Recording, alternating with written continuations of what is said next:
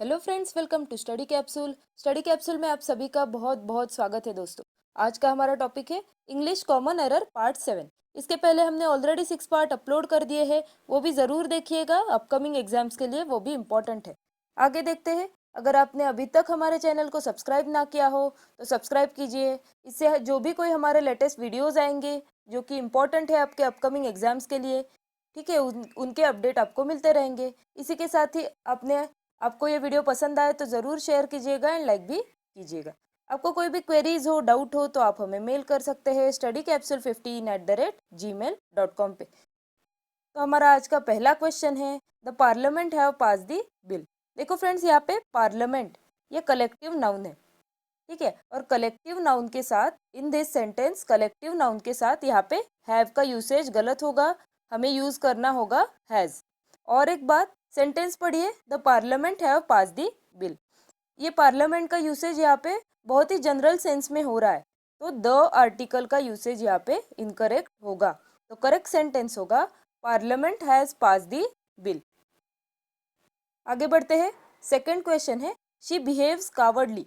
देखो फ्रेंड्स, यहाँ पे बिहेव्स ये वर्ब है और आप सभी को पता है वर्ब को जो भी कोई मॉडिफाई करता है उसे बोलते हैं एडवर्ब, ठीक है। वर्ब के बाद जो भी कोई मॉडिफायर रहता है वो आना चाहिए एडवर्ब, लेकिन यहाँ पे कावर्डली ये है एडजेक्टिव। तो यहाँ पे हमें क्या होना चाहिए, हमारा एडवर्ब होना चाहिए। तो एडजेक्टिव को एडवर्ब में हम कन्वर्ट कैसे करते हैं, देखो नीचे करेक्ट सेंटेंस में, she behaves in a cowardly manner. In a plus जो भी कोई सेंटेंस में एडजेक्टिव दिया है वो प्लस मैनर, ठीक है, या फिर हम मैनर या फिर वे भी लिख सकते हैं, लेकिन इन दिस सेंटेंस हमें लिखना होगा she behaves in a cowardly manner. आगे देखते हैं।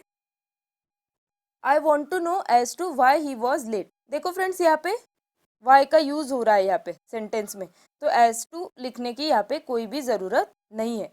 तो करेक्ट सेंटेंस क्या होगा, I want to know why he was late. Exam में जब ऐसे सेंटेंस आते हैं तो हमें समझ नहीं आता है, लेकिन हर एक सेंटेंस के आपको क्या करना है, पार्ट करने हैं और पार्टली देखना है क्या कुछ ज़्यादा दिया है इन्फॉर्मेशन, या फिर कोई सेंटेंस कोई वर्ड ऐसा आता है सेंटेंस में जिसकी कोई भी ज़रूरत नहीं है, डबल बार आ रहा है, तो वो हमें डिलीट करना होगा।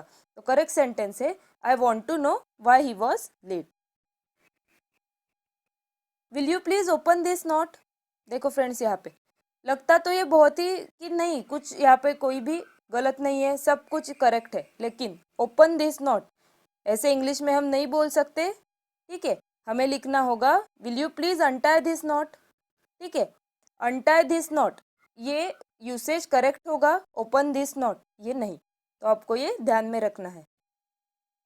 She is keen to go there. देखो फ्रेंड्स, यहाँ पे कीन ये जो वर्ब है इसके साथ जो भी कोई प्रीपोजिशन आएगा वो टू नहीं आएगा, हमें यूज करना होगा ऑन। तो करेक्ट सेंटेंस होगा she is keen on going there. देखो फ्रेंड्स, और एक बात, ऑन के बाद जो भी कोई वर्ब आएगा वो आएगा आईएनजी फॉर्म में। कीन प्लस ऑन प्लस जो भी कोई वर्ब आएगा वो आईएनजी फॉर्म में आएगा। तो she is keen on going there, ये सेंटेंस करेक्ट होगा। You are advise to repeat that action carefully again. अगर फर्स्ट टाइम ये सेंटेंस आप पढ़े तो आपको ऐसा लगेगा कि यहाँ पे तो कोई गलती नहीं है, लेकिन देखो फ्रेंड्स, रिपीट एंड अगेन ये दोनों ही वर्ड का मीनिंग तो सेम ही है। According to sentence repeat and again इन दोनों का मीनिंग सेम है, तो यहाँ पे सुपरफ्लुअस एरर है, अगेन लिखने की यहाँ पे कोई भी ज़रूरत नहीं है। तो करेक्ट सेंटेंस क्या होगा, you are advise to repeat that action carefully. Exam में बहुत बार ऐसे सेंटेंस आते हैं, सुपरफ्लुअस एरर होते हैं उनमें, तो आपको अच्छे से सेंटेंस पढ़ना है एंड देन ही करेक्ट आंसर निकालना है।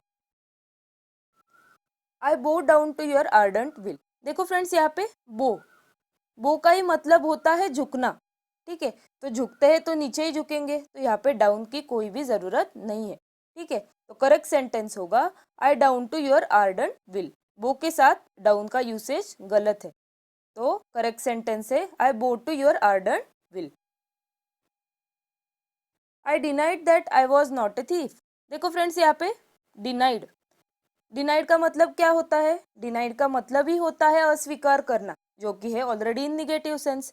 तो यहाँ पे और एक बार नॉट लिखने की कोई भी ज़रूरत नहीं है, क्योंकि डबल निगेटिव मैक्स पॉजिटिव। तो देखो फ्रेंड्स, करेक्ट सेंटेंस क्या होगा? I denied that I was a thief. ठीक है, नॉट अगर हमने यहाँ पे यूज़ किया तो सेंटेंस को कोई भी मीनिंग नहीं रहेगा। तो करेक्ट सेंटेंस होगा I denied that I was a thief. She got passing marks. देखो फ्रेंड्स, यहाँ पे बहुत बार बोलते समय, यूज़ करते समय हम बोल देते हैं पासिंग मार्क्स, लेकिन ग्रामेटिकली ये देखा जाए तो पासिंग मार्क्स ये यूसेज इनकरेक्ट है। करेक्ट होगा शी गॉट पास मार्क्स।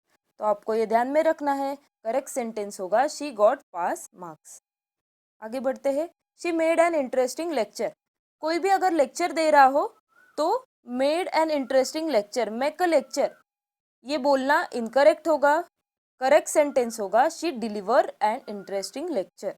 ठीक है, तो आपको ध्यान में रखना है, कोई भी अगर लेक्चर दे रहा हो तो वो हम कैसे बताएंगे? She delivered an interesting lecture. She is the member in the standing committee. देखो फ्रेंड्स, यहाँ पे अगर कोई भी कमेटी का मेंबर हमें बताना हो या फिर कोई भी ग्रुप का मेंबर ऐसे हमें बोलना हो तो प्रीपोजिशन इन का यूसेज यहाँ पे इनकरेक्ट होगा, प्रीपोजिशन ऑन लिखना होगा। ठीक है, तो करेक्ट सेंटेंस क्या होगा? She is the member on the standing committee.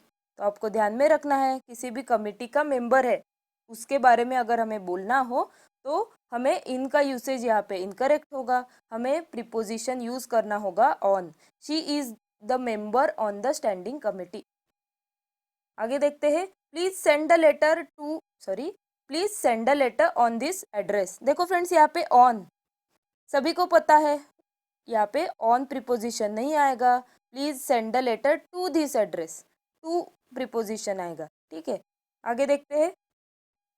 Last but not the least you have to discuss the problem. देखो फ्रेंड्स, बोलते समय हम बोल देते हैं last but not the least, तो हमें लगता है ये सेंटेंस पढ़ने के बाद कि ये सही है, लेकिन द का यूसेज यहाँ पे इनकरेक्ट होगा।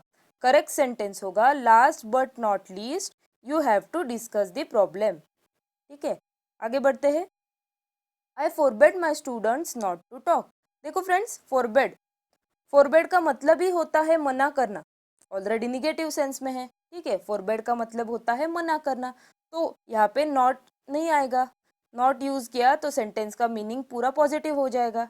डबल निगेटिव मैक्स पॉजिटिव, तो सेंटेंस का कोई भी मीनिंग नहीं रहेगा। तो करेक्ट सेंटेंस होगा I forbade my students to talk. आगे देखते हैं। His views are different than you. देखो फ्रेंड्स, बहुत ही कॉमन एरर है ये। डिफरेंट के बाद देन का यूसेज इनकरेक्ट है। डिफरेंट के बाद आपको फ्रॉम ही यूज करना है। और एक बात, यू नहीं आएगा फ्रेंड्स, आइदर आएगा his views are different from your views आएगा, या फिर हमें व्यूज नहीं लिखना है, शॉर्ट में लिखना है तो लिखना होगा his views are different from yours. ठीक है, तो आपको ये ध्यान में रखना है, डिफरेंट के बाद देन का यूसेज यहाँ पे इनकरेक्ट है, डिफरेंट के बाद यूज होगा फ्रॉम। आगे देखते हैं। The economical condition of India is sound. देखो फ्रेंड्स, यहाँ पे इकोनॉमिकल, इसका मीनिंग क्या होता है? इसका मीनिंग होता है किफ़ायती या फिर सस्ता, लेकिन अकॉर्डिंग टू दिस सेंटेंस इसका मीनिंग क्या होना चाहिए? इकोनॉमिक इसका मीनिंग होता है, और आर्थिक या फिर फाइनेंशियल। तो करेक्ट सेंटेंस क्या होगा? The economic condition of India is sound, क्योंकि यहाँ पे इकोनॉमिकल का मीनिंग होता है किफ़ायती या फिर सस्ता। अकॉर्डिंग टू दिस सेंटेंस इसका मीनिंग यहाँ पे नहीं बैठ रहा है।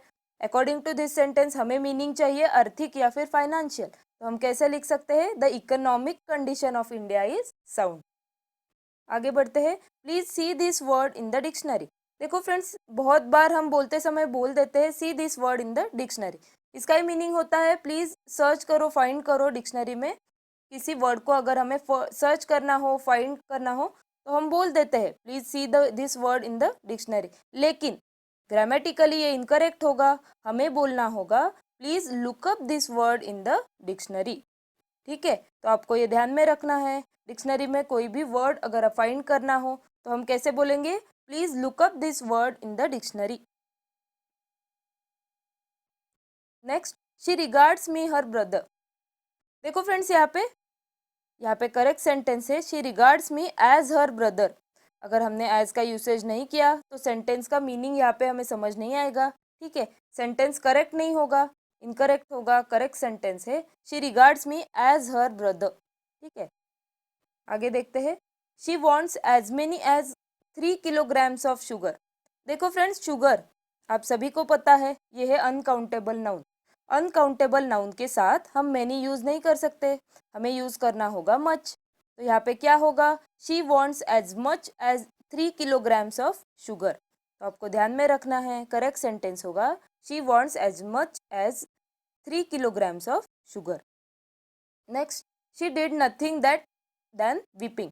देखो फ्रेंड्स, नथिंग के बाद, ये भी एक बहुत ही कॉमन एरर है, ये भी आपको ध्यान में रखना है। नथिंग के बाद देन का यूसेज यहाँ पे इनकरेक्ट होगा। नथिंग के बाद आता है बट। आपको और एक बात ध्यान में रखनी है, नथिंग बट के बाद जो भी कोई वर्ब आएगा वो होगा ओरिजिनल फॉर्म में, आईएनजी फॉर्म में हम नहीं लिख सकते। तो करेक्ट सेंटेंस होगा she did nothing but weep. ठीक है, करेक्ट सेंटेंस होगा she did nothing but weep. Thank you friends, thank you for watching this video. कैसा लगा आपको ये वीडियो? अगर पसंद आए तो ज़रूर लाइक कीजिएगा एंड शेयर भी कीजिएगा।